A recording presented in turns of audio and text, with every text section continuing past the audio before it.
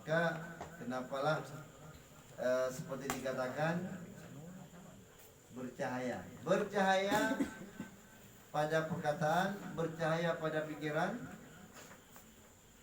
dan juga bercahaya pada perbuatan. Ya, tangan sudah tidak lagi berani mengambil punya orang yang bukan miliknya. Alhamdulillah pun sudah tes juga beberapa orang santri-santri kita ya. Apakah sudah bermanfaat ilmu baginya? Alhamdulillah sudah berapa kita tes, bagus. Kita taruh duit, tidak hilang, tak mau ambil dia. Kenapa? Karena ilmu sudah mempengaruhi dirinya, sudah bercahaya pada perbuatannya. Laisa sawaan alimun wajahu, tidak sama antara orang jahil dan orang yang berilmu. Ya, itu. Makanya Imam Syafi'i membuat sebuah pernyataan tegas, al-ilmu nurullah wa nurullah la yahdi lil ma. Tidak akan diberikan kepada orang yang berbuat maksiat. Makanya orang yang berilmu sudah bisa memilih dan memilah mana yang punya dia, mana punya orang lain, mana yang boleh kita perbuat, mana yang tidak boleh kita perbuat. Ya. Mana yang boleh kita makan, mana yang tidak boleh kita makan. Jadi tidak semuanya asal mau kita, tapi kita sudah terbatasi. Maka dikatakan dalam hadis, ad-dunya sijnun lil mu'min wal jannatu lil kafir. Dunia ini adalah menjadi penjara, sijnun, menjadi penjara bagi orang yang beriman, dan surga bagi orang kafir. Penjara itu berarti punya terbang. Kalau orang masuk penjara, ya kan? Pernah lihat penjara? Sekali ke penjara, sebelum kalian dipenjarakan gitu. Pergi ke penjara, melihat penjara bagaimana. Aku sudah 2 kali ke penjara. Sudah 2 kali ke penjara. Kemarin tanggal 23 penjara juga. Aku lihat di penjara itu emang ya kita dibatas di jam-jam. Ada yang 3 orang, 4 orang gitu. Artinya apa? Terbatas ruang geraknya. Ya, tidak bisa bebas. Wal jannatu lil kafir, dan menjadi surga bagi orang kafir. Bagi orang kafir jadi surga. Bagi orang kafir jadi surga. Jadi artinya apa? Kalau orang kafir bebas, mau buat apa, mau ini, mau itu, segala macam. Ya, sebentar ya. Assalamualaikum. Jadi maka berkaitan dengan hafalan, terhafal dan lupa. Nah, jadi kalau ilmu itu bermanfaat bagi kita nggak teringat. Kita teringat dan tidak lupa apa yang sudah kita pelajari. Makanya disuruh ulang-ulang. Karena dikatakan kalau kita ulang-ulang, malah ada ulama dulu yang sampai 1000 kali dia menghafal baru teringat. Yang dihafal misalnya menghafal jalbami ila fi anbami ila fi anbami, itu contoh yang awamil ya. Kalau misalnya menghafal kawakib misalnya, definisi isim mausul, mayabtakiru ila silatan wa begitu. Jadi dia mengulang-ulang. Ya, itu salah satu cara kita untuk ya. Nah, baik, langsung lihat kitab ya. Wa asbabil hifdzi, dan bermula yang paling kuat untuk bisa menyebabkan mampu menghafal al-jaddu, itu adalah yakin, rajin. Al-jaddu, rajin ya. Bersungguh-sungguh sama juga ya. Wal muwadhabatu, dan muwadhabah artinya berturut-turut, apa bahasa Indonesianya? Berturut-turut, terus-terusan, apa namanya? Ya, terus-terusan. Apa bahasa Indonesia bagus? Terus-terusan dong. Hah? Terus-menerus. Terus-menerus. Terus-menerus, ya. Wa taqlilul ghazai, dan sedikit gaza. Ya. Sedikit makan. Ya, gaza, mengenyangkan diri, ya. Wa salatul laili, dan salat malam. Wa qiraatul Quran, dan wa salatul laili, dan salat malam. Ya, tahajud. Jadi ini dikatakan kalau mau kuat hafalan dan cepat menghafal, pertama apa? Kita harus jaddu. Apa namanya? Rajin. Ya, rajin kita. Kemudian muwadhabah, terus menerus. Jangan kita menghafal sekali toh. Sekali kita hafal, ingat. Tapi kita ulang-ulang. Nah, makanya habis ngaji itu dia harus ada yang ulang. Ada mesti ulang. Habis ngaji ulang. Itu memang wajib. Mengulang itu wajib. Kenapa? Karena kalau kalian ngaji rame-rame, itu ya pasti ngantuk rasanya. Tapi kalau ulang jumlahnya udah sedikit, ya, jadi kita apalagi kadang-kadang belajar kita sama kita lebih berani kita. Kalau dengan guru mungkin kita takut anaknya kan, jadi ngulang itu. Maka di pesantren besar itu diwajibkan ulang. Ya, kita walaupun nggak besar, ya kita wajibkan juga mengulang itu kan. Kemudian sedikit makan, maksudnya ini jangan terlalu kenyang. Ya, jangan terlalu melebihi daripada biasanya. Bukan artinya nggak boleh kenyang. Ya, jangan terlalu, ya kita ya tetap makan ya seberapa kita terpenuhi kebutuhan kita kan, jangan terlalu berlebihan. Kemudian salat malam, yaitu salat tahajud. Ini juga sebagian tempat diwajibkan salat tahajud. Salat duha ada. Ini bisa ada salat duha lagi. Ya, jadi harus muncul dari kesadaran kita. Kalau selalu dipaksa, selalu itu nanti kan kurang bagus ikhlas kita ya. Kurang baik ikhlasnya. Tapi berangkat dari diri kita sendiri. Kenapa?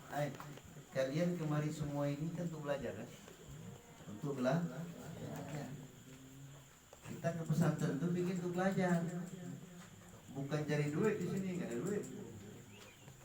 Bukan cari kekayaan jabatan, nggak ada jabatan. Tapi apa kita cari? Ilmu. Jadi kalau untuk mencari ilmu itu beda seperti kita mencari ikan. Kalau kita mencari ikan kita gogo, tahu gogo? Nah ya, itu ya asal ada ikan. Itu pun kita harus jatuh juga, harus rajin, harus muwadhabah, ulang-ulang. Kita putar-putar air biar mabuk ikan itu. Ya, tekniknya itu.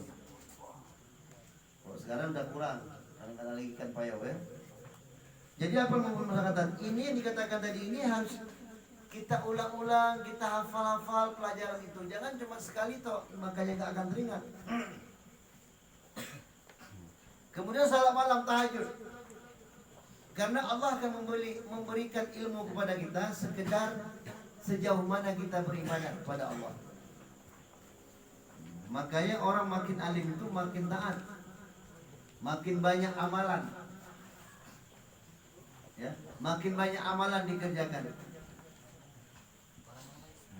Cuman amalannya ya amalan-amalan ya yang ikhlas lah, bukan maksudnya memperlihatkan sama orang, ya.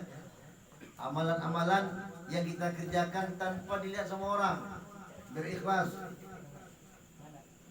Bukan artinya kita kalau di depan orang khusyuk, rajin, ya, biar kita luarnya saleh, taat, ya seperti itu. Tapi emang kita ikhlas lillahi ta'ala. Malah kadang-kadang kita beribadah tanpa diketahui sama orang. Salah satunya tahajud, salat malam. Itu kan orang lain nggak lihat. Saat orang malah ketiduran ngorok, tertidur, kita terbangun, kita salat. Bahkan saking kita capek berzikir, beristighfar, tertidur di atas musalla. Luar biasa. Itu rahasia-rahasia Allah akan memberikan. Karena begini, memang bukan kita minta ya, itu urusan Allah.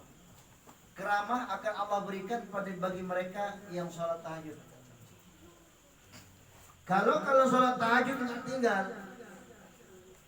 setiap malam kalau sholat tahajud, Allah akan berikan sesuatu yang orang lain tak tahu dan kalian tak boleh kasih tahu sama orang. Ada bilang dalam kitab itu satu rahasia daripada sholat tahajud. Tapi secara terus menerus dikerjakan secara terus menerus. Tidak satu malam sebulan free. Tidak percaya? Coba tes. Coba dites. Allah akan perlihatkan. Tapi niatnya berbeda, ikhlas ya. Oh ini saya mau tahajud nih, saya mau keramah, saya bisa keramat. Itu duluan kuratman sama keramatnya. Jangan ada niat seperti itu. Niatnya ikhlas beribadah kepada Allah. Salat tahajud. Ya. Maka kalau kalian sanksi nggak dapat, ya. Tapi kalau udah terbiasa, ya. Itu Ajmi udah terbiasa kan? Puasa udah terbiasa kan? Topik. Abu sudah 8 tahun. Salat isanya pernah jawab. Jam 2, jam 3, jam 4. Makanya pun tahu itu anak-anak jam 4 ya.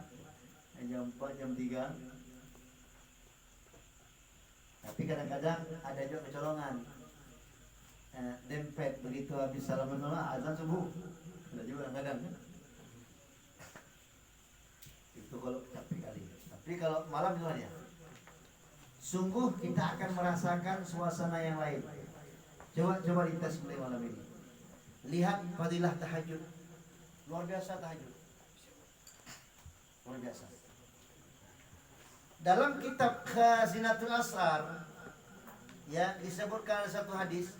Setelah kalian sholat tahajud, langsung kalian sujud, baca kalimat doa Nabi Nuh yang di dalam ikan, La ilaha illa anta subhanaka inni kuntu minadh dhalimin, sebanyak 40 kali kalian kerjakan selama 40 malam, tidak tertinggal satu malam pun. Insya Allah kalian berdoa apapun yang kalian minta, Allah akan langsung berikan di dunia. Baik yang kalian minta persoalan dunia, apalagi persoalan akhirat yang kalian minta. 40 malam, tapi tidak boleh ada yang satupun bolong, harus memang terisi semua. Satu malam itu yang sakitnya di malam yang ke-40, sudah nggak terbangun itu, batal semua. Susah. Karena memang Allah memberikan yang luar biasa, maka susah. Surga itu tempat yang sangat luar biasa.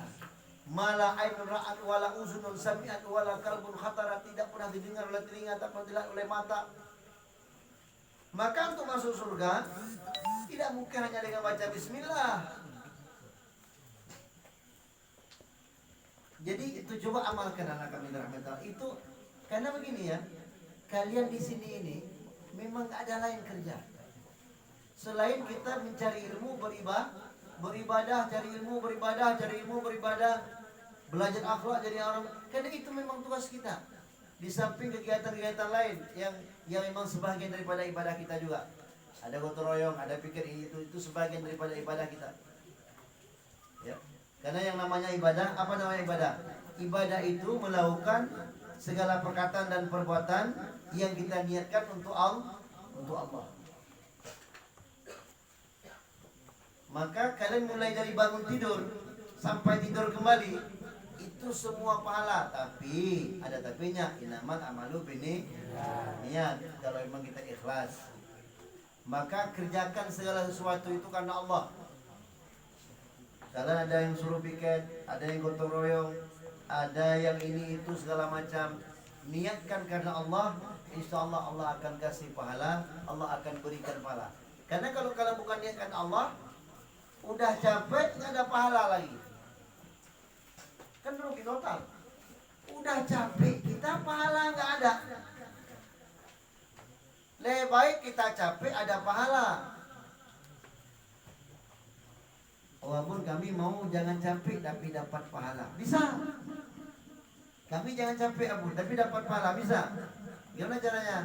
Tunggu sampai kamu jadi ustazah, ya, jadi kiai. Ya. Sekarang memang kita masa-masa kita masa belajar. Masa kalian ini, usia kalian seusia kalian ini, seusia masa belajar, menuntut ilmu, belajar, mengamalkan ilmu, beribadah kepada Allah Subhanahu wa taala. Karena ilmu akan Allah berikan, karena kemuliaan Allah berikan sejauh mana kita mampu beribadah kepada Allah Subhanahu wa taala. Ini dalam ajaran Islam paham Ahlussunnah wal Jamaah. Dalam paham Ahlussunnah wal Jamaah. Kalau dalam paham-paham lain, itu berbeda. Maka coba lihat ya, kenapa Allah untuk kadang-kadang kita lihat hari ini negara-negara Muslim ya, banyak Allah berikan kesengsaraan orang-orang Islam, seperti kemarin orang Rohingya di di Lancuk Bayu ya, terombang-ambing di tengah-tengah laut, 96 orang, 45 orang anak-anak, selebihnya laki dan perempuan, terkatung-katung di tengah laut, singgah ke Malaysia ditolak, negara-negara lain nggak ada yang terima. Mereka Muslim semua, Muslimah, berjilbab semua. Kenapa mereka susah dan dihitungkan seperti itu oleh Allah Subhanahu wa taala? Ya. Itu adalah semuanya kan kehendak Allah. Allah berkehendak karena ada sebab. Orang yang kafir, karena memang Allah mu'azzab di dalam neraka, maka diberi kesenangan di dunia bagi mereka yang memang berusaha. Bagi orang muslim, bagi orang mukmin dan mukminat, kalau mereka tidak melaksanakan perintah Allah, tidak meninggalkan larangannya, itu Allah tegur kalau memang dia itu Allah sayang kepadanya. Jadi orang-orang Rohingya itu mungkin orang-orang yang disayang oleh Allah, karena mungkin ada yang salah dari mereka. Apakah mereka tidak mengamalkan ilmu Islam, tidak mempelajari Islam, ya, sehingga mereka seperti itu. Mungkin, tetapi karena Allah sayang kepada mereka, dengan Allah berikan kesengsaraan kepada mereka, kesengsaraan itu akan menghapuskan dosa mereka. Tapi alhamdulillah kemarin disambut oleh orang-orang Lancuk, ya, orang Bayu, mereka semua di rapid test. Ternyata mereka semua negatif, tidak ada yang kena corona. Kalau pemerintah mau ditarik balik-balik, saya kasih makan, ditarik lagi ke tengah laut, biar mereka pergi ke mana saja, kan cukup sayang. Nangis seorang kita Aceh sana, sehingga dunia salut melihat Aceh, dan Indonesia pada umumnya salut mereka melihat Aceh. Luar biasa orang-orang Aceh sangat sayang kepada manusia. Ya, pemerintah tidak terima, tapi rakyat mereka tetean masak nasi kasih.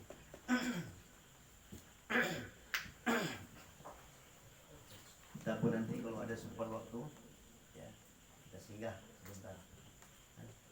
Kita berikan apa yang bisa kita berikan, sekedar Indomie, ya, misalnya ada makanan, ya memang memang secara pribadi naluri ada kita terkait ya. Karena kenapa? Karena sama muslim dikatakan kan ya seperti bangunan yang satu, seperti tubuh yang satu kan. Cuma hadis itu dihafal tuh sama orang. Ada kepedulian. Ada rasa kita sedih, yang menangis sudah. Kita lihat menangis. Kita menangis kalau kita bayangkan kita seperti itu. Anak-anak kita, anak kecil, nggak makan, mereka sudah berhari-hari di lautan. Panas, matahari, hujan, segala macam. Ya kalau memang ada rezeki Allah, sumbangkan sedikit. Jadi kami dengan tunggu-tunggu ini kan datang langsung, kalau motor itu nggak usah kan, kali nanti itu. Ya ampun, akan singgah sebentar, pulang. Di Lancuk, saya tahu itu tempat kampung Abi, karena dulu pernah ada pemilihan di situ juga di Lancuk. Lancuk itu pinggir laut kan.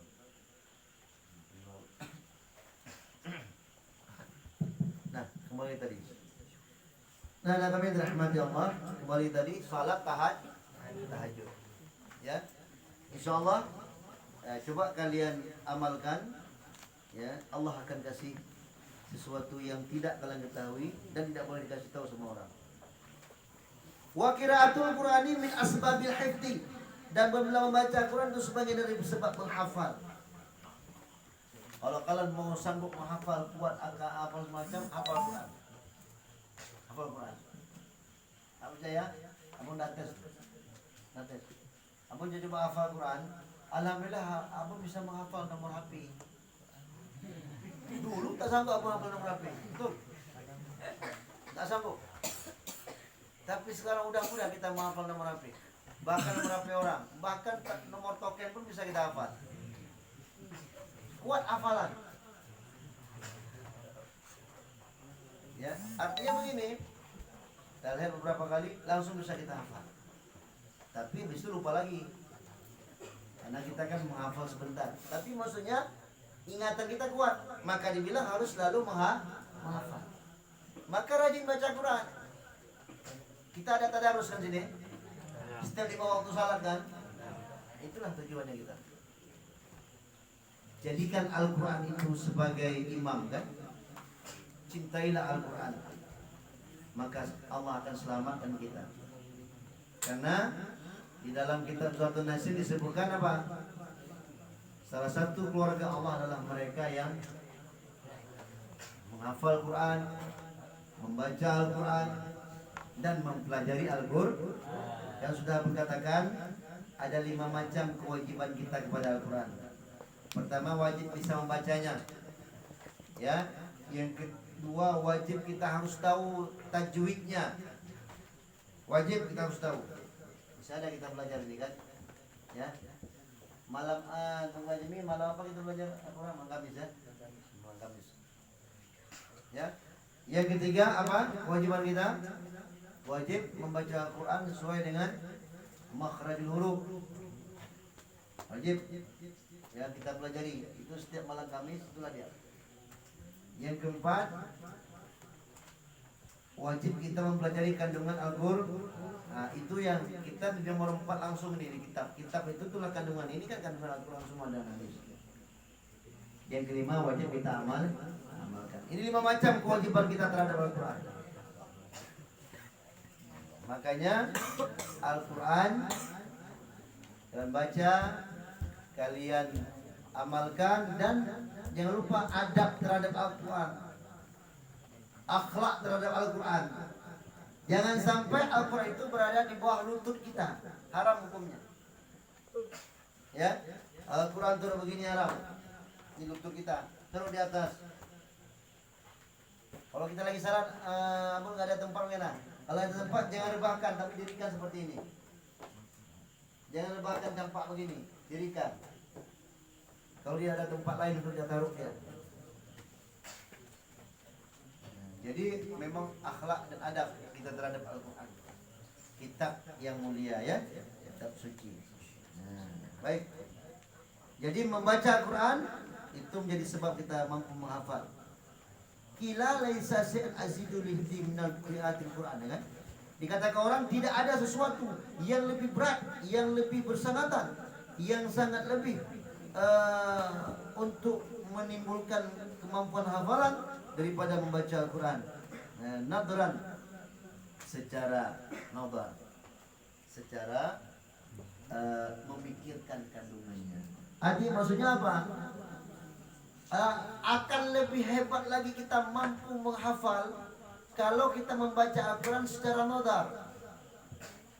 Apa secara nadar? Secara menghayati kandungan isi-isinya. Sampai kita baca, misalnya kita baca Na'udzu billahi minasyaitonir rajim. Kami berlindung dengan Allah dari setan yang terkutuk. Bismillahirrahmanirrahim. Dengan nama Allah yang Maha Pengasih lagi Maha Penyayang. Dalam hati kita ngikutin artinya.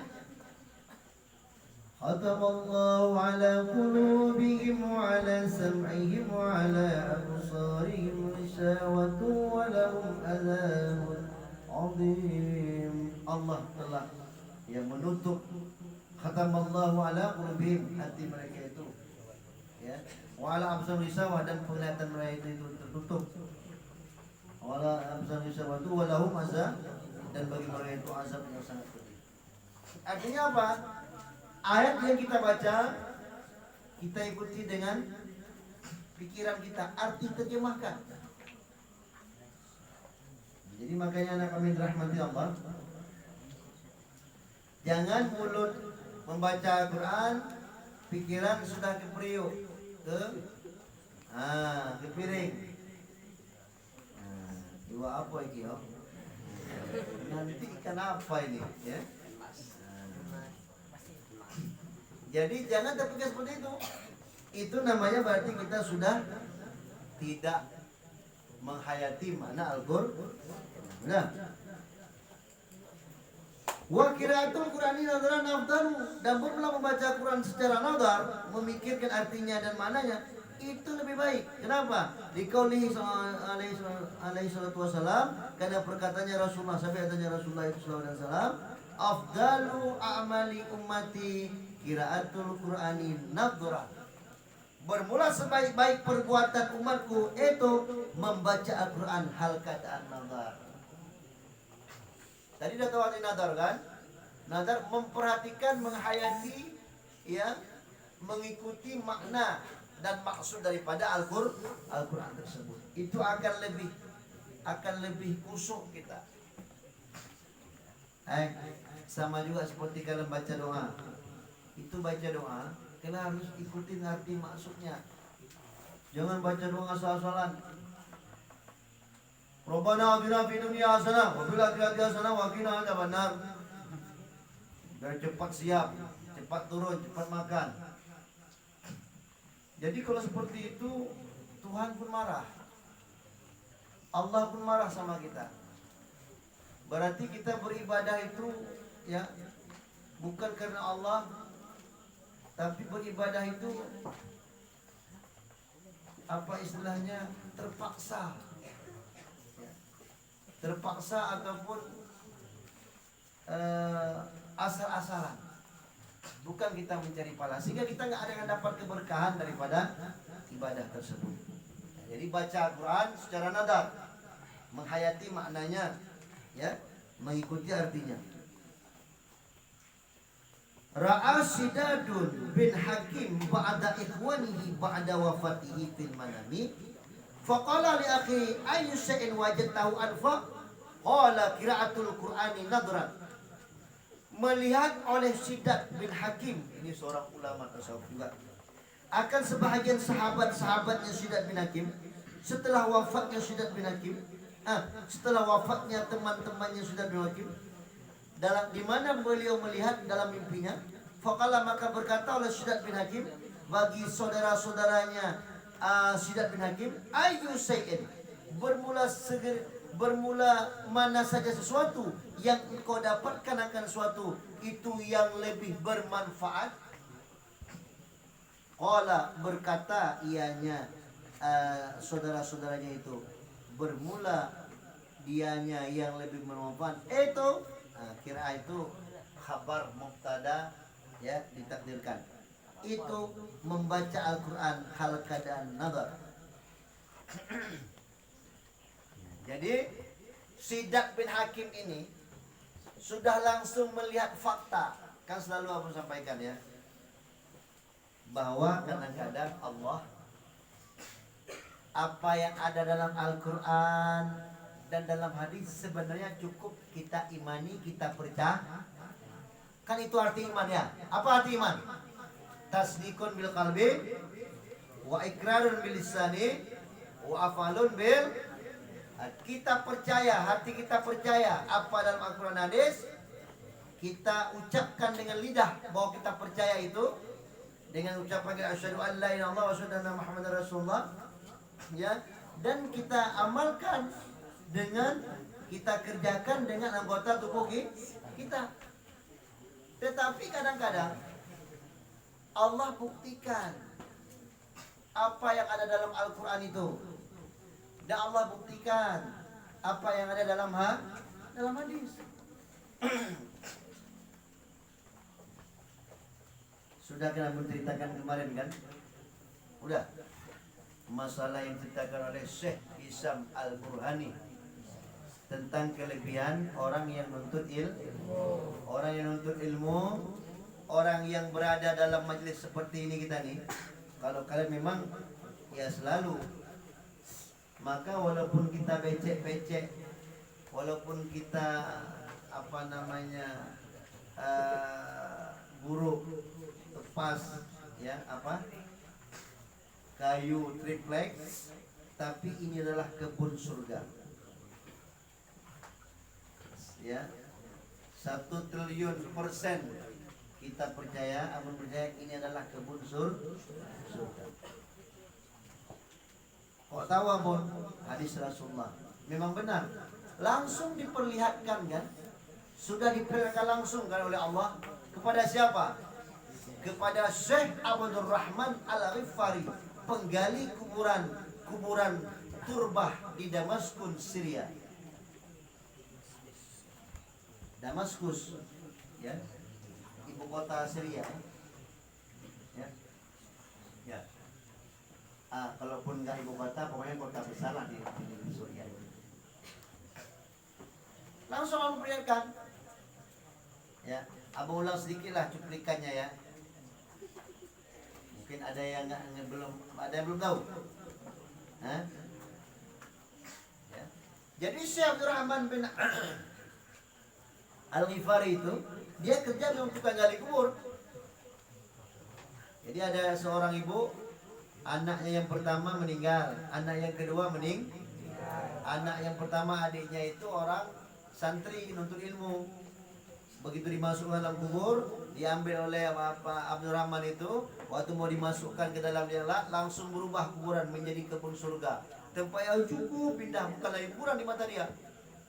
Sehingga adiknya itu, mayatnya itu dibawa oleh 2 orang yang berpakaian putih, dimasukkan ke dalam tempat yang cukup indah di surga Allah.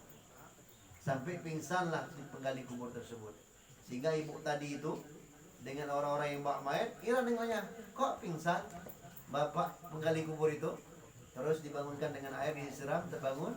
Sampai lihat, mana anak tadi itu pak, itu jenazahnya. Ya tadi ini bukan kuburan, saya melihat tempatnya cukup indah. Orang itu nggak percaya semua. Dibilang bapak berhalusinasi, kata orang. Nggak percaya. Udah tahun ke depan, ibu yang tadi yang bawa meninggal anaknya, bawa lagi satu lagi.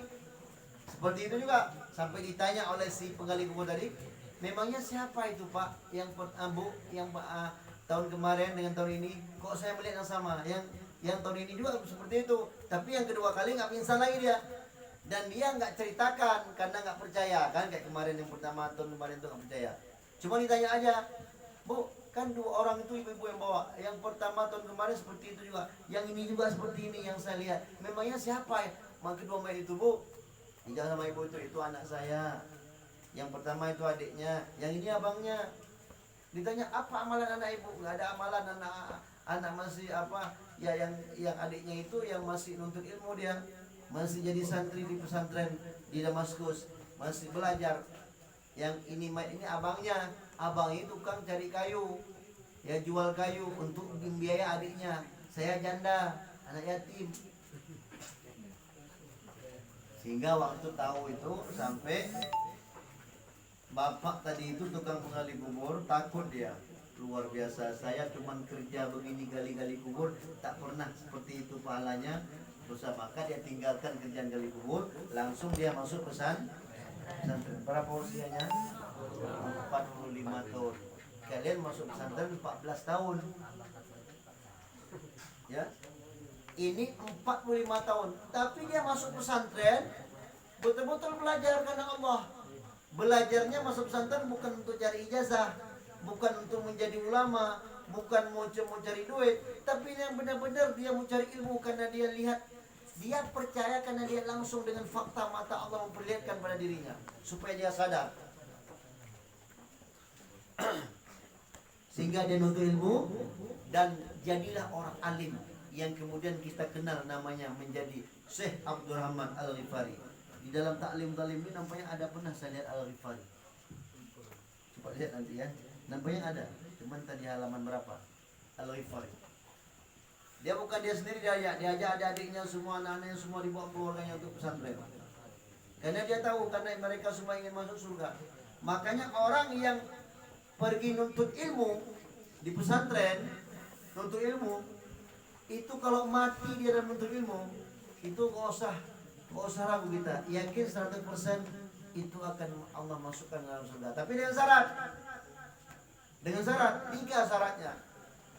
Apa syarat 3? Pertama, dia nuntut ilmu karena Allah, ingin mencari ilmu agama Allah, ingin dia bebaskan dirinya dari kebodohan dan ingin mencari ingin melaksanakan kewajiban Allah. Yang kedua, tidak mencari ijazah, bukan untuk keperluan dunia. Yang ketiga, bukan untuk mencari uang atau untuk dia dianggap sebagai orang yang alim ataupun ustadz kiai dan lain sebagainya. Niat karena Allah, memang betul-betul dia mau cari ilmu agama Allah. Maka anak kami dirahmati Allah, kalau kalian di pesantren, ya alah, karena saya ini sebenarnya anak pesantren, tapi karena ya sambilan lah. Sebenarnya saya sekolah sambilan. Kalau pesantrennya sambilan, intinya sekolah, itu tak dapat fadilah itu. Tapi apa juga yang intinya pesantren. Saya mau masuk pesantren, saya mau belajar agama Allah, saya biar tahu bagaimana hukum, biar saya tidak berdosa. Cuman ya saya juga perlu ijazah. Jadi yang intinya ngaji, yang intinya belajar kitab. Maka bukan apa bilang sombong ya, kalian bisa cek ke seluruh pesantren di Aceh. Kurikulum yang kita pakai ini 100% sama, kayak sama Lana, Bang Blade, Abu Paybas, di mana pesantren bisa sama. Kelas 1 mata takrib, kelas 2 judi, kelas 3 ya 1-2, kelas 4 3-4, kelas 5 mahali. Coba. Kenapa? Karena memang kita yang mau kita tuju yang intinya ini dia. Ini hukum agama Allah. Kalau sekolah, ya kita juga perlu, karena lagi hidup di dunia perlu kita juga dunia. Tapi dia itu ngikut, dia makmum, yang imamnya ini kitab. Jangan terbalik, jangan makmum kalian jadikan imam, imam kalian jadikan makmum. Nggak ada adab itu namanya. Makmum dijadikan imam, itu rusak karena dia nggak bisa jadi imam. Imam kalian jadikan makmum, nggak ada akhlak, nggak ada adab.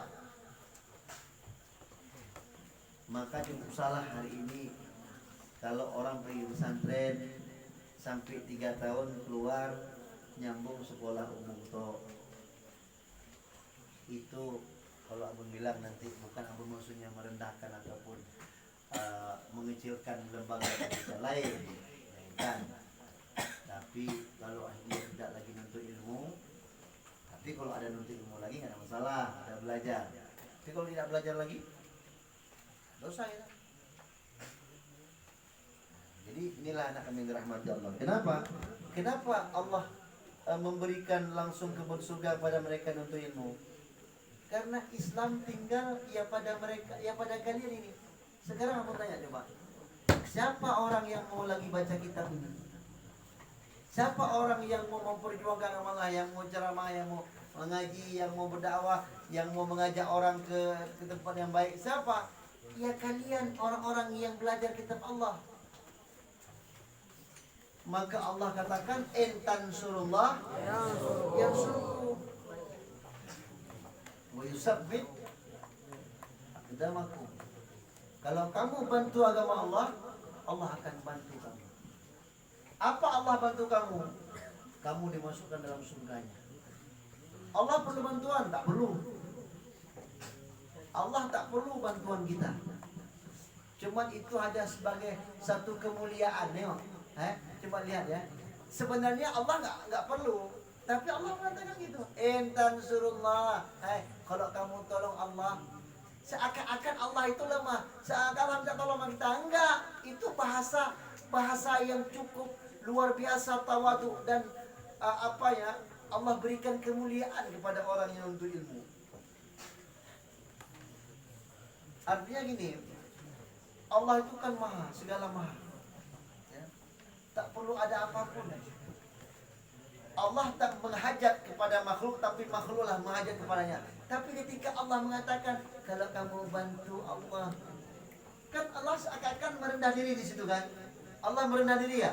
Seakan-akan seperti itu merendah diri.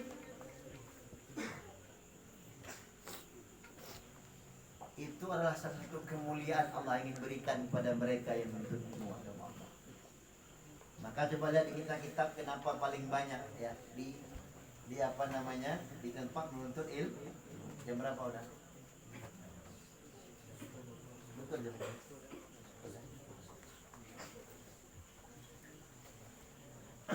Ini baju ini karena minggu terakhir kita sudah masuk ke sekolah sudah masuk ke kelas baru kan? Jadi kita insya Allah tanggal 13 sudah masuk di kelas baru. Itu kita tentunya kitab baru. Kalaupun tidak baru, ya artinya kita sudah ganti kitab. Isinya yang penting. Kemudian kita pergi mengambil berkah, ya, mengambil keberkahan untuk membuka kitab. Mana kita pergi? Ke kuburan Sultan Iskandar. Beliau bukan saja seorang umara, pemimpin, tapi juga ulama, orang yang pernah jumpa dengan Nabi Khidir. Luar biasa kita ingin mengambil berkah dari beliau. Semoga kita juga menjadi umara dan ulama hebat seperti Rasulullah. Rasulullah itu rasul, nabi, tapi juga pemimpin, presiden. Jadi itulah kita mengambil berkah. Ya? Nah. Wa yaqulu inna fil kitabi bismillah wa subhanallah walhamdulillah wa la ilaha illallah wallahu akbar wa la haula wa la quwwata illa billahil aliyyil azim. Ya. Adada kulli harfin kutiba wa yuktabu abadal abadin wa dahran dahirin. Dan berkata ya seorang ketika mengangkat kitab, waktu kita ambil kitab, kita pergi ngaji, kita mengulang, ada doanya. Apa doanya? Bismillah dengan nama Allah, wa subhanallah dan maha suci Allah, walhamdulillah dan segala puji bagi Allah, wa la ilaha illallah dan tiada Tuhan kecuali Allah, wallahu akbar dan Allah itu yang maha besar, wala haula wala quwata tiada daya dan tiada upaya illa billah kecuali dengan Allah al-ali yang maha tinggi, al-azim yang maha mulia, al-aziz yang maha gagah perkasa, al-alim yang maha mengetahui. Ada akan sebilangan tiap-tiap huruf, kutiba yang telah ditulis akannya huruf, wa yuktabu ya, wa yaktubu dan yang akan ditulis, kutiba yang telah ditulis akannya huruf, wa yaktubu dan yang akan ditulis abadal abadin akan selama-lamanya. Abadal abadin ini selama-lamanya. Artinya ya. Wa dahrat dairin dan semasa-masanya. Ya. Dahara itu artinya tahun. Dairin ya, jamak daripada dahrun ya. Jadi dan selama-lamanya. Ya, semasa-masanya ya. Wa yaqulu dan berkata setelah tiap-tiap yang tertulis amantu billahi wahidil ahadi wahdahu la syarikalah.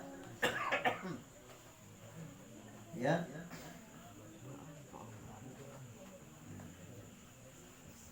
Wa kufirat bima siwahu.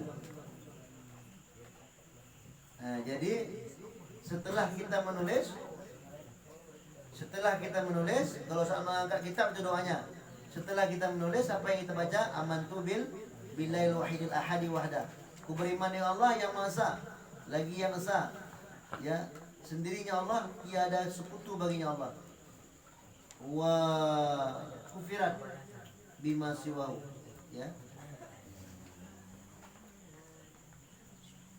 Bima siwahu ni kan.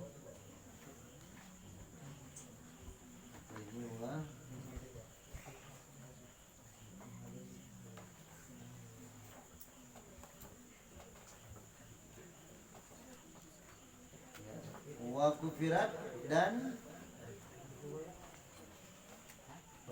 dihapuskan dan dihapuskan ya akan yang tertulis di masiwahu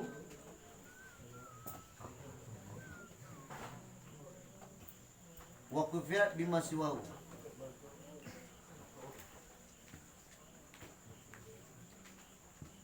Ya.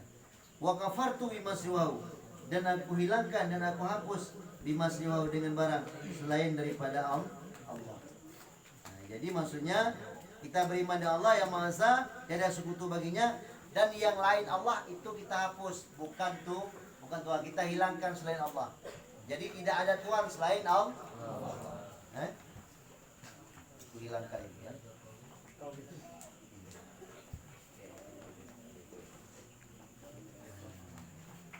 Wa yaksuru salata ala Nabi SAW dan memperbanyak ya seorang akan selawat atas Nabi Muhammad SAW. Fa innahu zikrun lil alamin. Maka sungguhnya Rasulullah itu adalah pengingat lil alamin bagi sekian alam. Kila si'arun dikatakan akan satu syair. Sakautu ila waqi su'aifdi fa arsadani ila tirkil ma'asi fa inal hifda fadlun min ilahin wa fadlullah la yu'ti lil 'asi. Udah. Aku mengadu. Ya, sakautu aku mengadu artinya. Ila waqi kepada waqi. Siapa waqi? Waqi siapa? Imam Syafi'i. Tadi kita sudah menyampaikan. Waqi itu adalah Imam Syafi'i. Akan apa aku laporkan? Hifdi, akan buruk hafalanku. Fa'arsadani, maka menunjuki ianya Imam Syafi'i akan aku kepada meninggalkan maksiat. Maka sungguhnya hafalan itu kelebihan daripada Tuhan, dan bermula kelebihan dari Allah itu tidak pernah memberikan ya Allah li'asin bagi orang yang maksiat. Kan? Kamu bilang tadi. Jadi ini ada orang yang mengadu kepada Imam Syafi'i. Ya tuanku, Imam Syafi'i itu kalian tahu 7 tahun dah mampu menghafal Al-Quran 30 juz. 10 tahun mampu menghafal kitab Mutak 20 jilid. Kita, ya kalian udah punya kitab Bajurigan, Bajuriyana 20 jilid itu sebesar itu kitab. Tapi malah lebih besar lagi itu. Kitab Mutak itu karangan Imam Malik, itu berisi hadis semua. Maka beliau menghafal. Maka beliau mengatakan, Imam Syafi'i pernah mengatakan, kalau kamu temukan hadis sahih yang berbeda dengan hadisku, tinggalkan istihadku, tinggalkan pahamku, ambil hadis yang sahih itu. Pernah Imam Syafi'i bilang seperti itu? Pernah. Itu pertanda apa? Berarti dalam mazhab Imam Syafi'i tidak ada hadis yang tidak sahih dipakai. Ya, sehingga Imam Syafi'i berani mengatakan seperti itu karena beliau menghafal sudah jutaan hadis. Maka beliau bilang seperti itu.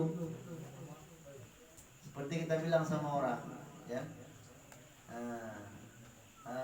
masih ada rotinya, udah habis, nggak percaya coba lihat sendiri dalam tong. Gitu kan?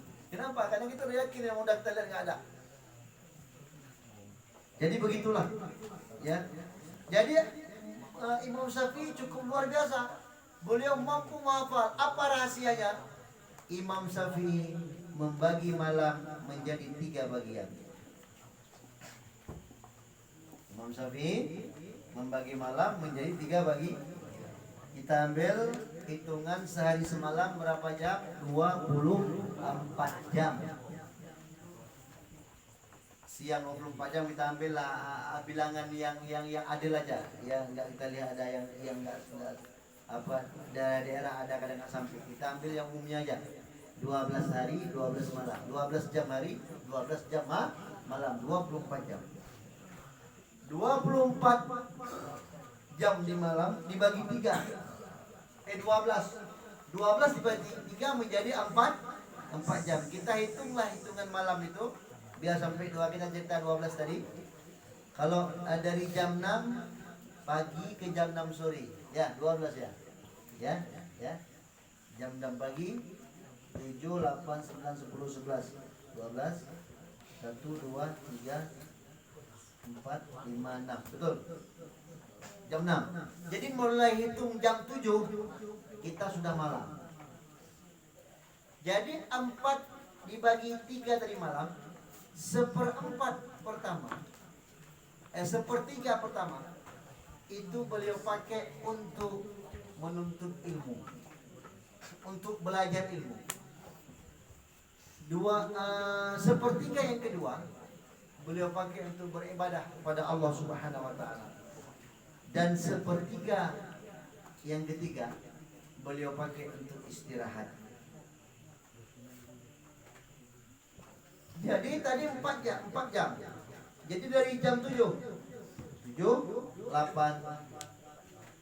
ya, enggak 7, 8 itu berarti dari itu ada 8 lah, ada 1 jam ya kan, 8. Kita mulai dari jam 7 sampai jam 8, baru itu 1 jam, jam 8, 9, 10, 11. Sampai jam 11 Imam Syafi'i nuntut ilmu.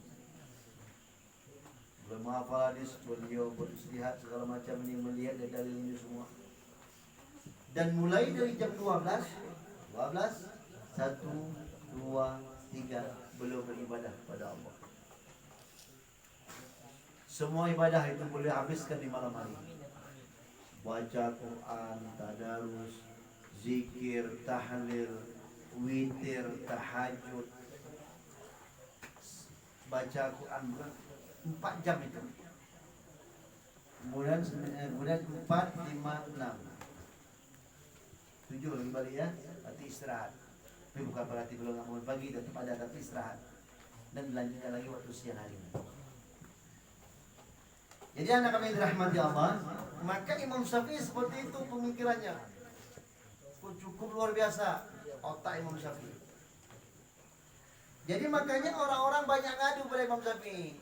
Ya tuanku Imam, kami ini su'il hifdi, arti su'il itu buruk hafalan, cepat aja lupa. Ngapal ba min ilah, sebentar lihat ke kiri udah lupa. Buruk ada hafalan kami. Bagaimana tuanku Imam Syafi'i? Itu ditanya sama orang.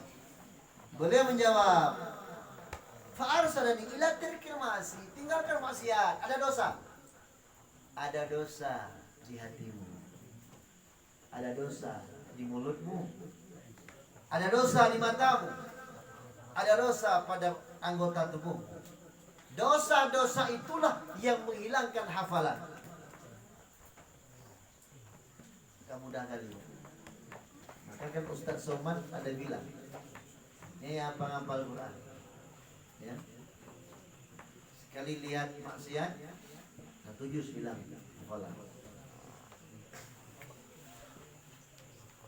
Pak kanan 1 juz, pak kiri 1 juz. Kamu itu Ustaz Somad bilang. Artinya apa? Maksiat itu menghilangkan hafalan kita. Kalau kalian laki ya menghafal pelajaran, hafal damun segala macam, tapi melihat perempuan, nadar perempuan, berpikir yang nggak bagus. Kalian perempuan juga sama, menghafal kitab, menghafal Quran, terus berbuat maksiat, melihat laki-laki, sama aja. Memperlihatkan orang, berbuat maksiat, dosa menghilangkan ilmu. Ingat, dosa menghilangkan ilmu. Jadi kalau hari ini ada anak kok kami pun kok bodoh kali, kok kami ini lupa ini macam itu. Mudah kali ini Imam Syafi'i bilang, ila tirkil ma'asi, tinggalkan maksiat. Ada dosa pada kamu itu. Hanya kamu yang tahu apa dosa itu. Ada orang lain yang tahu.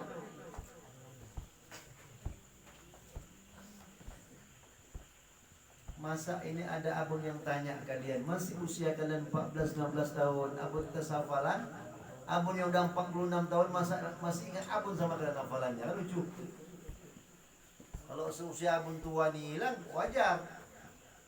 Ini ada yang kalian yang lupa. Nok 1, 2, 3, 4, 5, 6 nggak hafal. Sulasi puja, sulasi masjid. Huruf jar, fi'il nakis, nggak ngerti. Kan lucu. Ini Imam Syafi'i sudah jelas bilang, bukan orang biasa ini. Ikutan orang dunia, ulama dunia ini. Bukan ulama bukan ulama lokal. Ulama internasional. Dari zaman dahulu sampai kiamat. Apalagi? Tinggalkan maksiat, dosa. Dosa itu yang menyebabkan kalian bodoh. Dosa itu yang menyebabkan kalian gak bisa menghafal ini itu. Dan menyebabkan ilmu tertahan masuk. Kan sudah berbilang setiap hari itu. Diumpamakan seperti kandang ibarat apa? Hati. Anak ayam ibarat ilmu. Induk ayam ibarat guru. Musang ataupun ular ibarat dosa. Bagaimanapun induk ayam mengusir anak ayam masuk ke dalam kandang ayam, kalau dalam kandang ayam itu ada ular, ada musang, mati pun anak ayam itu tak mau masuk dia. Menjerit dia menangis. Cuman kalau mama ayam cepat tahu dia, kenapa anak ayam masuk? Oh ada ular ya udah. Nah, cuman kalau kami guru ini nggak mungkin. Kenapa dia nggak bisa belajaran? Oh banyak dosa, udah nggak usah kita ajarkan lagi, nggak seperti itu. Kita nasihati terus, kita nasihati, kita sampaikan. Tinggalkan maksiat. Fa'inal hifda fadlan min ilahin. Maka sungguhnya hafalan itu satu kelebihan dari Allah. Kalau kalian mampu menghafal ilmu, kalian mampu menghafal Al-Quran, itu yang ngasih Allah. Itu hadiah dari Allah. Tiba-tiba kalian ngerti hukum ya. Tiba-tiba kalian ngerti agama. Tiba-tiba kalian bisa baca kitab. Tiba-tiba kalian paham kitab. Tiba-tiba kalian bisa mengajarkan orang lain lagi. Tiba-tiba kalian bisa menghafal Al-Quran. Itu pemberian fadlun min ilahin. Itu Allah yang ngasih. Bukan pemberian guru. Bukan karena pintarnya guru. Uman hebat kali guru ini. Pintar kali guru ini. Kenapa? Muridnya mampu menghafal dan cerdas. Ya, ada pengaruh juga sih dari guru. Tapi selebihnya itu yang paling banyak adalah pengaruh dari murid itu sendiri. Begitu juga kalau murid itu blow on, tolol, bukan gurunya yang salah. Ini guru-guru Ibnu Islam nih nggak bisa ngerti, banyak anak-anak yang tolol. Bukan karena gurunya, tapi muridnya itu sendiri banyak maksiat pada Allah, banyak berbuat dosa, sehingga ilmunya nggak sampai, keberkahan itu tak ada.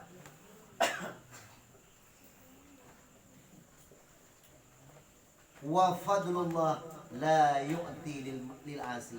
Dan bermula kepada Allah itu tidak pernah Allah berikan pada orang yang maksiat.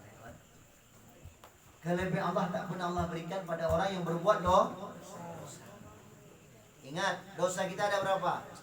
Ada dosa kecil, dosa besar. Ada dosa dengan Allah, dosa dengan manusia. Ada dosa yang kelihatan, ada dosa yang tersembunyi. Dosa yang kelihatan, dosa yang tersembunyi sama. Itu juga dosa, dan itu menyebabkan ilmu kita terhalangi sampai. Wasiwaku wasurbul asli wa aklul kindi ma'az fikri wa akli ida wa isrina zabi bata hamra'a kula yawmin ala ariki yurisul hifda, kan? Dan bermula menggosok gigi dan minum susu. Asli ini madu kan? Madu. Dan minum madu dan makan kandar. Kandar ini biturki konun ya. Look, kandar konun look. Kalau sikri ini gula, sakar. Ya, apa ini? Kandar nanti kita cari hari ini. Wakli dan makan 21 zabib, yaitu anggur kering ya. Anggur yang merah, hamra, setiap hari. Alariki ya, atas air liur, artinya dikunyah. Ya, dikunyah gini ya. Banyak liur. Juga minum madu, enggak langsung ditelan. Ya. Yurisul hifda, itu mewariskan, menyebabkan kita mampu menghafal. Gosok gigi ini jangan terpikir kalian kemana, kalau gitu kemana-mana bawa odol sama sikat gigi. Nah, itu maksudnya. Gak mesti pakai odol sama sikat gigi. Ada itu kayu siwak. Enggak ada kayu siwak, pakai kayu biasa bisa, tapi dikasar-kasarin. Bisa. Tapi sekarang mulai dijual ya. Itu bisa menyebabkan kita hafalan, mampu menghafal. Oh, enggak ada itu, rajin makan madu. Pak Abon, madu itu satu botol besar.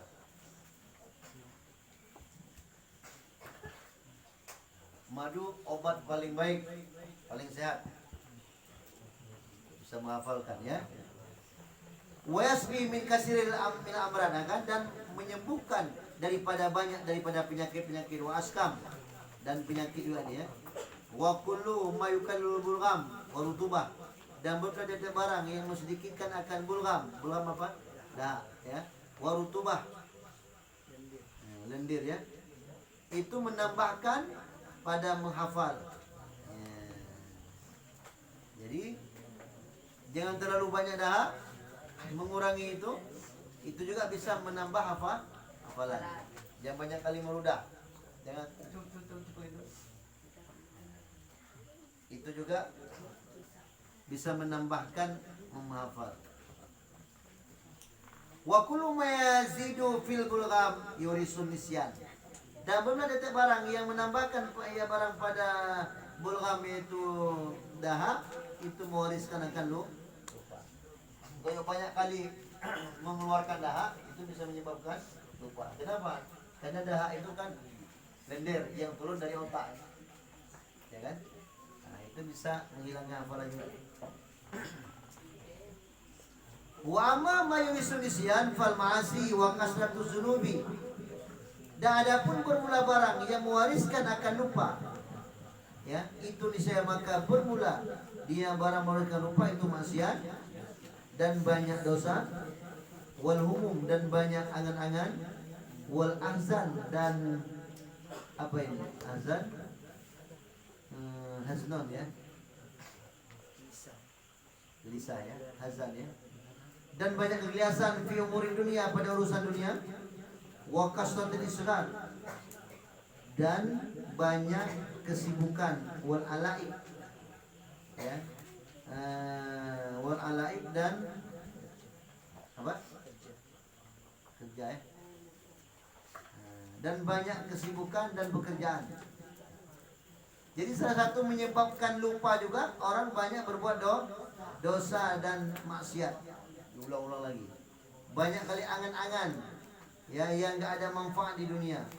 Dan banyak lagi azan, ketakutan di dunia ya. Allah, ngapain kita ke pesantren? Takut kita nanti, kita ini kan udah lajang nih, kita ini udah tamat SMA ini, kalau kita nggak cari duit nih nggak dapat istri, nanti kita ini bakal melarat kita hidup nih. Nah, cabut aja lah, mau usah pesantren. Nah, ini nggak ada masa depan kita ini. Jadi takut, ya takut masa depan, padahal sudah diatur oleh Allah. Ngapain kita yang atur, yang ditentukan oleh Allah? Cuman hanya kita wajib berusaha dan berdoa. Kita berdoa kepada Allah supaya hidup kita bahagia di dunia. Sudah kita berbuat. Apa berbuat? Kita menjadi penghadam agama Allah. Kita membantu agama Allah. Orang yang membantu agama Allah dijamin rezekinya. Tidak percaya? Coba lihat hari ini. Coba lihat hari ini orang-orang yang membantu menjadi penghadam agama Allah, tak pernah ada yang susah hidupnya. Walaupun hanya jadi imam dusun, imam desa, apalagi sudah jadi dai, apalagi sudah jadi ustadz, apalagi sudah jadi ini itu segala macam, apalagi jadi ulama. Abu Bayapasi itu nggak tamat pun sekolah SD, tapi mobilnya itu sampai 1 miliar harganya. Ya, itu contoh seperti itu. Jadi makanya anak kami dirahmati Allah, jangan takut, karena aku ada lihat juga kadang takut di pesantren. Nggak jelas masa depannya. Memangnya kita yang ngatur masa depan kita? Siapa yang ngatur masa depan kita? Allah. Oh, tapi aku kalau kita nggak kerja, nggak berdoa, ya kita nggak bekerja kan kita nggak belajar juga. Ya kan kita sudah bekerja, kecuali kita di pesantren tidur aja. Sudah kita bekerja. Apa kerja kita? Menghadam agama Allah. Apa kerja kita di pesantren? Menjadi pelayan agama Allah. Malah yang banyak kita lihat, ya, dunia semakin kita kejar semakin mengkek dia. Dunia semakin kita cari semakin susah. Tapi dunia ketika kita tinggalkan, maka dia akan mengejar kita. Ini ya Abu Usman Kutaku, kalau pergi itu uang disedekahkan orang nggak masuk kantong, dibukanya jatuh kok, tapi udah ada orang yang ambil. Kenapa? Beliau itulah dunia udah ngejar beliau. Cobalah lihat semua ya. Allah berikan, makanya orang yang menghadam agama Allah, tapi yang betul ya, yang ikhlas, yang lillahi ta'ala, yang memang benar-benar kita menghadap agama Allah, ya, itu kita akan dibantu. Kita akan dibantu oleh Allah. Rahasia-rahasia itu kalian akan dapati, dan kalian akan lihat sendiri, cepat atau lambat. Cuman jangan kalian bilang besok, lusa nggak ada, tahun depan, ya itu nggak tahu waktunya. Waktu itu dari Allah. Kalau sudah dikasih tahu sama Allah, enak kita. Ini saya udah dikasih tahu sama Allah. Ini Miriam ini di usia 30 tahun kamu akan jadi bupati misalnya. Nggak payah-payah kali, nggak payah-payah capek. Alah, ngapain sekolah? Nggak tahu aku, sekolah nggak sekolah, usia aku 30 jadi bupati. Jadi tidak seperti itu. Itu rahasia dari Allah. Tapi kita yakin saja. Apa yakin? Tanzullah ya. Bukan berarti kita ngafal ayat itu lantas kita duduk tidur aja dulu. Itu sama aja, nggak ada. Kita tetap wajib berusaha. Apa usaha kita? Bantu agama Allah, berdakwah kita ke sana kemari. Kita ajarkan agama Allah, kita mengajak orang untuk yang baik. Itu usaha. Doa, ya berdoa kepada Allah, ya Allah Tuhanku, udah ada rezeki, panjangkan umur bla bla dan lain sebagainya. Ya. Kalau enggak, Abun kan sudah lihat, Abun ada hidup di komunitas umum, komunitas agama. Kenapa? Abun ada buka nih SMA ya kan? SMA ini kan komunitas umum ya. Itu kepala-kepala SMA semuanya, wah orang-orang hebat, orang kaya berduit, tapi umum, tak ada ilmu agama. Wah macam-macam. Caci maki, pokoknya orang tua seperti anak. Tua orang, mau 10 tahun, 60 tahun, tapi karena tidak ada ilmu agama, bahasanya, tingkah lakunya, Allah. Tapi karena Abun, walaupun di situ, Abun tidak lagi seperti telur asin, tapi seperti ikan di laut, tak mempan, nggak terbawa. Rapat sekolah SMA, pola hebat ulumnya. Aku biasa aja pakai sarung, macam biasa aja, ada masalah. Tak terpengaruh lagi kita. Tapi di habitat para pimpinan-pimpinan daya nampak. Maka jelas dia terbeda ya. Yang terbeda. Laisa sawaan alimun wajahu, tidak pernah sama orang yang berilmu dengan orang yang jahil. Jelas beda. Dan memang harus beda. Kalau orang berilmu masih seperti orang jahil, berarti dia bukan orang berilmu, masih jahil dia. Kalau dia jahil sudah berilmu, kalau dia jahil tapi seperti orang berilmu, berarti dia bukan jahil lagi itu. Begitu juga kita anak pesantren seperti berandalan, berarti bukan anak pesantren dia, berandalan dia itu. Walaupun tinggal di pesantren, tubuhnya saja di pesantren, tapi dirinya habitat ya yang sebenarnya bukan. Ya. Nah, anak kami dirahmati Allah. Jadi itu kesimpulan atau yang kita baca tadi, kesimpulan dari nanti akan kita sambung lagi nanti bulan depan. Ini kita buat batas ya, biar sambung terus. Ini pelajaran yang banyak perlu bagi kita. Kenapa? Seperti yang saya sampaikan tadi, kita di pesantren tidak ada kerjaan lain selain kita menuntut ilmu, belajar, ya, belajar, beramal, dan satu lagi yang paling penting lagi adalah akhlak, budi pekerti. Akhlak kalian dengan orang tua. Ini masih ada aku dengar laporan dari orang tua.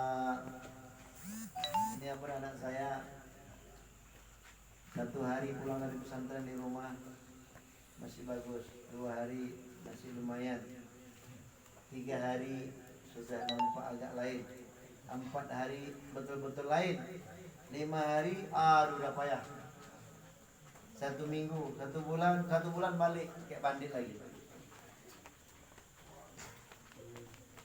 Ini berarti apa yang salah? Apa yang salah? Ini kesalahan pada diri kita sendiri. Artinya apa?